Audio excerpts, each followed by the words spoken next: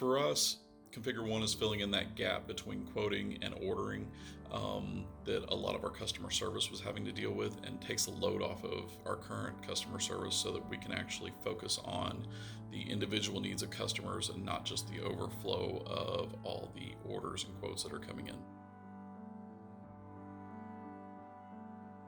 When I call in with a ticket, when I call in with any issue that I have, or I'm having a hard time figuring something out, I know exactly who I'm going to be talking to. I've met this person, I've talked to this person, we have, a great working relationship.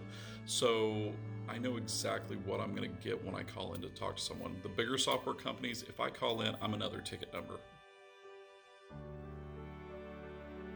One thing Configure One did for me is they also kind of geared some of the training towards my specific market. So I was able to actually use some of the trainings to actually create some of my own products in our software. I feel like coming out of the training, I have a really round knowledge on exactly what I need to be doing and how to be doing it.